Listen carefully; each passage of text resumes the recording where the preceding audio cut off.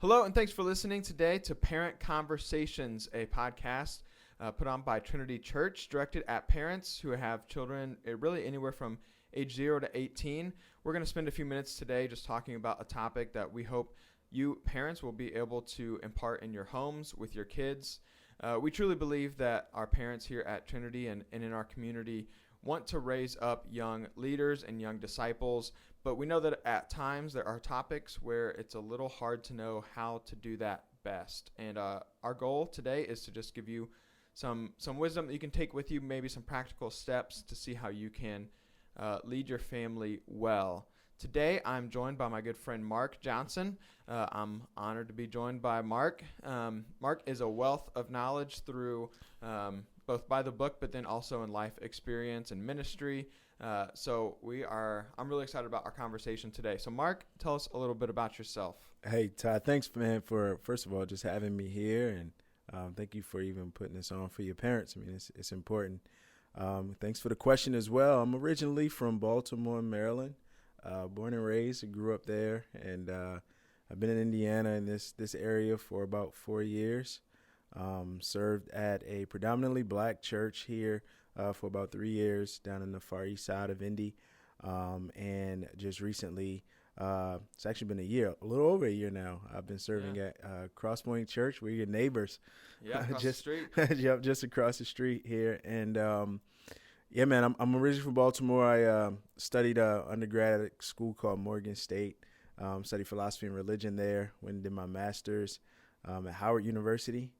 School of Divinity, and then I did my doctorate degree at United Theological Seminary. I served as a professor for about 6 years at a school teaching communications and rhetoric, and that was great because I got a chance to work with students in that capacity. And then God, was always using me in ministry, and now I'm full time doing student ministry at Crosspoint, and it's been great, man. It's been great. Yeah, thanks for coming on.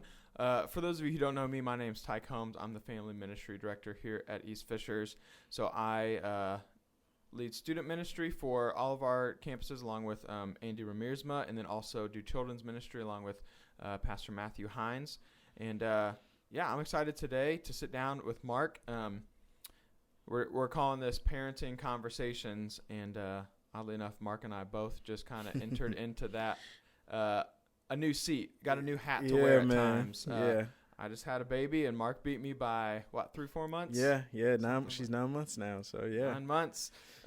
So now we're even more credible than before to have this conversation. But regardless, we both work with students and with kids and their parents a lot with you guys. So parents, we are man, I at times envy the influence that you have over your kids and over your students, because I want to be able to teach them and disciple them.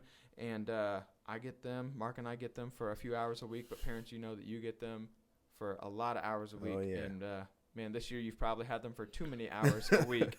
But we want to give you just something that you can do just kind of proactively instead of just kind of passively letting the news fly by.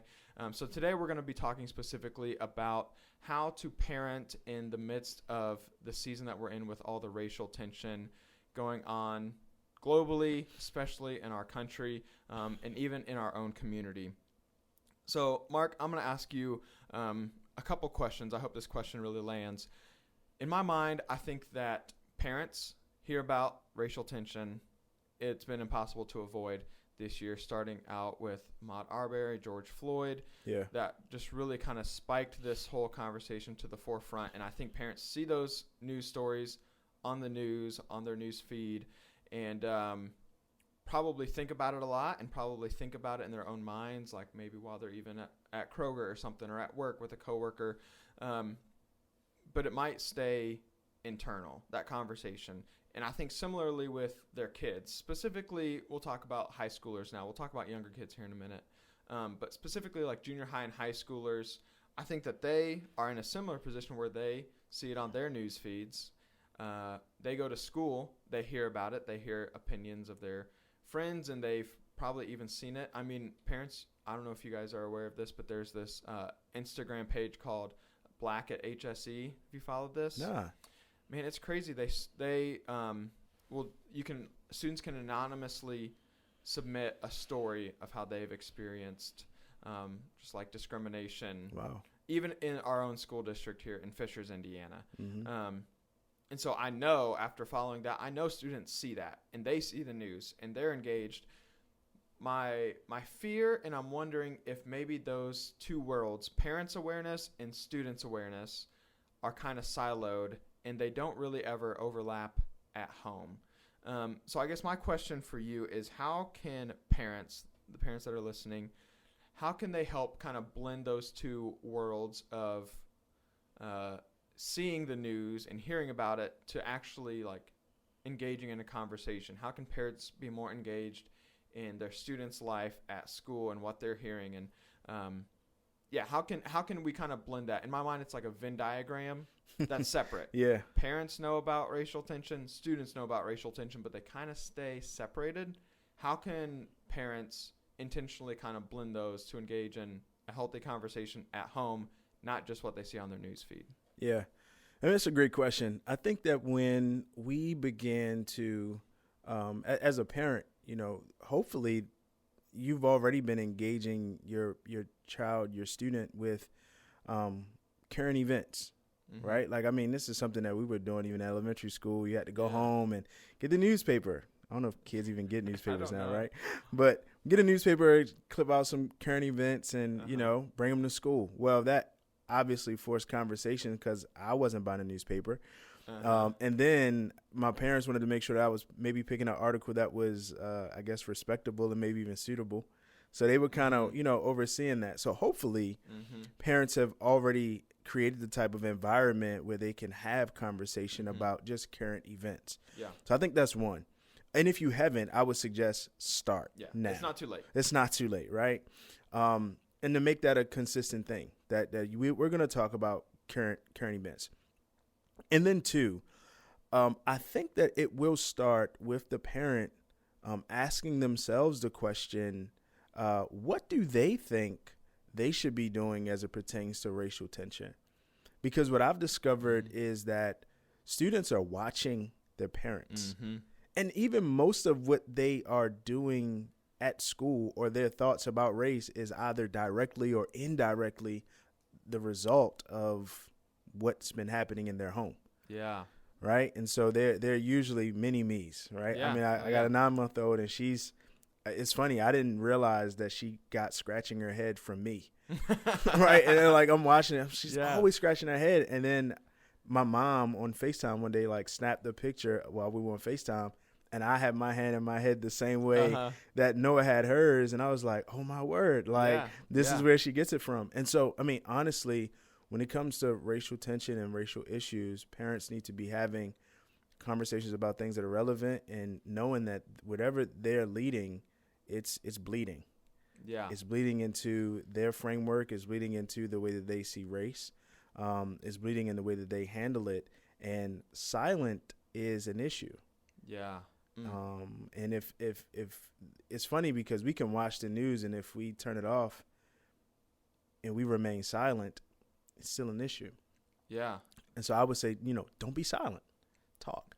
Yeah, I love that. And I think that a lot of parents, just based on some conversations I had, this might be a blanket statement. It might not apply to all. I'm sure it doesn't. But I think a lot of parents are nervous to bring it up because it's such a sensitive issue. And so maybe, not to put you on the spot, but maybe what's one question that a parent could ask or one sentence they could say to just get that conversation started? Maybe there is a parent who is like, man, we don't talk about current events. We just talk about what sports practice do you have this week? What time do you need to be home? And what do you want for dinner? What's just a tangible, one sentence, accessible conversation starter a parent could use tonight at dinner? Yeah. I think the question would be, how are the racial tensions happening in your school?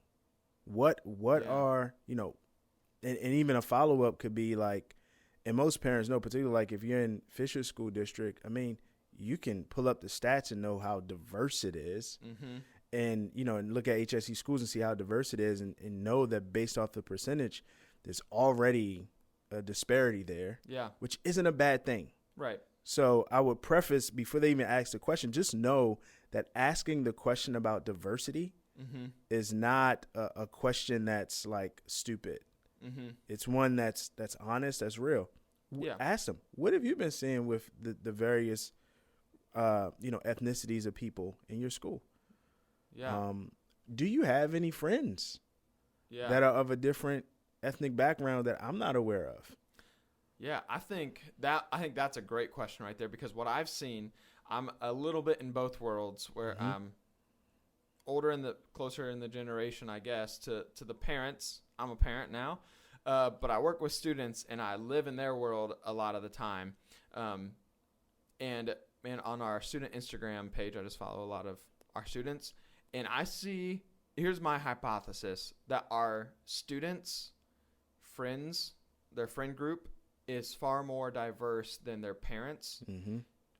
Just looking at the diversity stats in Fishers, we just know that 18 and under is far more diverse than 18 and over in our city. So I think that's an excellent question, and I think that would open a lot of parents' eyes to be like, wow, I had no idea that you were rubbing shoulders with this many ethnic groups that I'm not. And I'm in that boat too. I'm not nearly as much as the students that walk into our church on Sunday. Awesome. I love that question.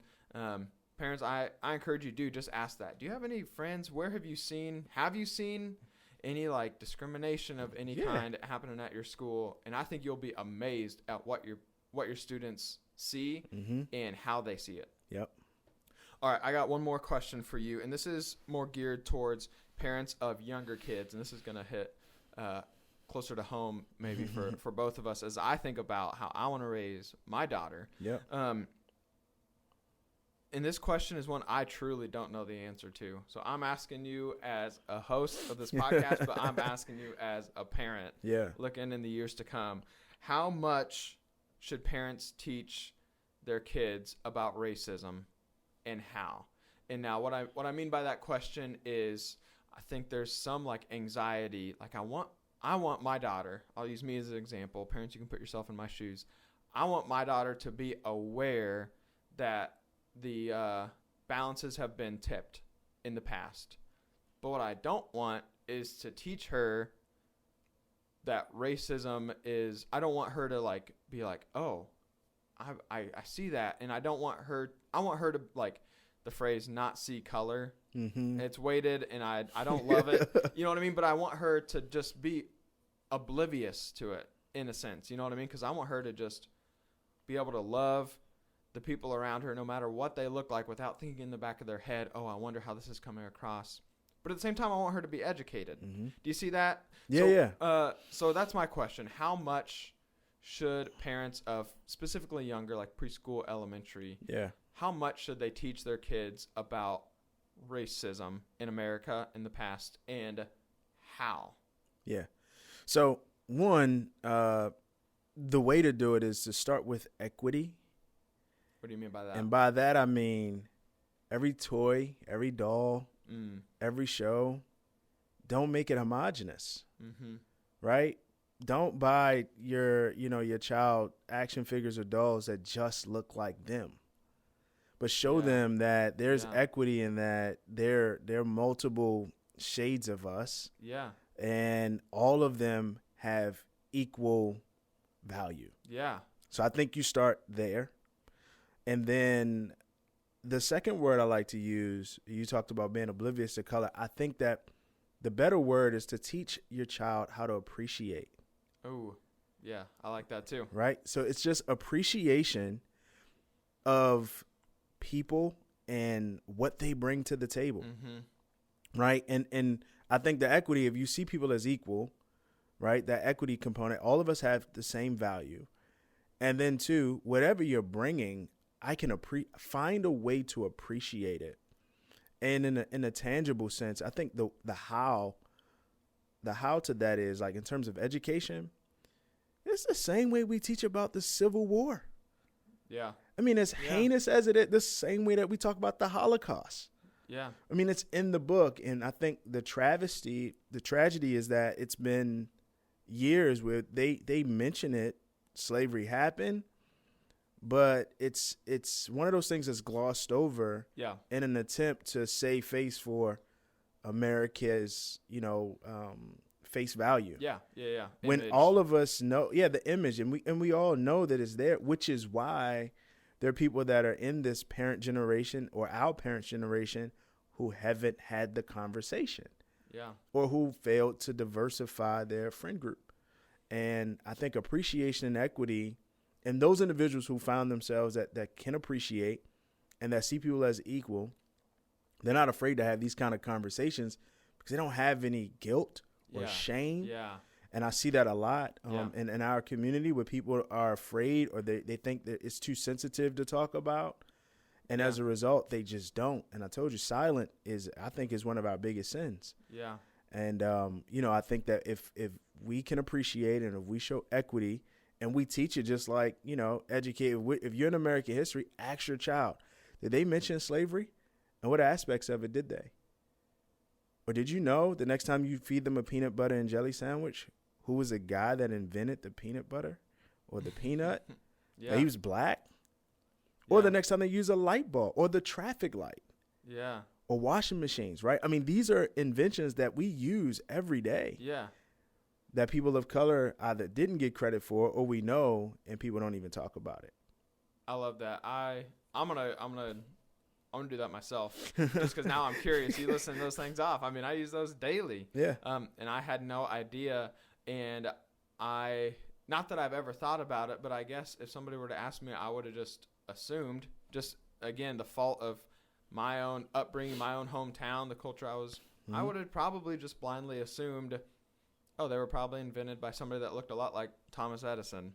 You know what I mean? In my mind, he's the guy that invented everything that we use today. Right. Thank you, Mark, for bringing that to our attention. I do want to point out one thing. You and I got lunch a couple weeks ago. Yeah. And there was one thing that you said that I just don't think I would hate to just leave this and not say it. And I've seen it in my own life. And I think a lot of us think, and probably here, say, make sure that your friends don't just look like you. And that is, I wholeheartedly believe that. Yeah. But I know it's not as easy as walking down the street and just like scoping out somebody with different colored skin and say, hey, I need you to be my friend. Right. So I think that a better approach to that would be go to a community somewhere. It's likely it could be in our own community. Yeah. Go somewhere where people don't look like you and serve them. Not that you have to befriend them and hang out every weekend and all this stuff, but be intentional and go serve them. And that's how you can build a relationship and a true friendship. In my own life, just a quick story of how I've seen this. I grew up in the middle of nowhere, Indiana, cornfields everywhere. It was probably 98% white, I would guess, my hometown. Don't quote me on that. But and so immigrants were just kind of this thing that I thought, oh, they just kind of, you know what I mean? I had a very, very, very harsh view of immigrants and their role, I suppose, in our country. Yeah. Then when I entered the workforce, I was in the labor union. I was a construction worker, and I worked with a bunch of Hispanic immigrants, first, second generation. And I just got to know them. We weren't like best friends. We didn't hang out on the weekend, but just at work, I got to know them. I got to see their, the way they interacted with their coworkers, the way they talked about their families. And I was like, these are beautiful people. Yeah. And I can learn from them. Yeah. And I'm so thankful for those relationships. And that has slowly transformed the way that I view the Hispanic community. We have a Hispanic pastor on staff, Pastor Jorge. The way that I view his people, I feel like we need them. Like we need them in our church. Oh, yeah. They bring things that I would never have experienced. And I don't know that I would have that view if I hadn't rubbed shoulders with them. Yeah. Out with a shovel in my hand. You know what I mean? Just kind of. So the way that you said it when we had lunch was just families go serve together. People that are just from a different walk of life, a different background, different context than you. And I truly believe you'll be blown away. And I think God will work in that in multiple ways. Not just the way that you view different ethnic backgrounds, but the way that you view your role in the body of Christ. Parents, you know this. I just love the way that you said that when we met, and I wanted to at least bring that up. Yeah, man. Presence and proximity. That's the key. And, don't always just go to Chick-fil-A for dinner. You go to a soul food spot. Yeah. Go get some food of a different culture. Yeah. And not the culture, not the way in which is oftentimes Americanized. Yeah. Right. But just something that's authentic. And there you go. It's a new experience. I love that. That's a great practical step. Parents, I know you can take this. I know you're trying to figure out where you should go to eat Sunday after church, or maybe it's a Friday night or something. Yeah. I challenge you. There you go. Mark challenges you, but I'll really put words to the challenge. I challenge you, take your family to just even a restaurant that has a different culture to it. People, you're going to walk in, you might not see other white people there. Yep. I challenge you, just go try it. All right, Mark, we're going to wrap up. Thanks for having me. Thanks for coming, but thank you even more for your wisdom and your story and just the way that you've been crafted. And man, I'm so glad that we work across the street from each other. We're ministering to the same community. Yep. And we're on the same team. We are. I'm just very appreciative of your wisdom and your words today. Any final thoughts? Man, thank you for having me. And our community is better together. Absolutely. We work together. So again, man, thanks for having me.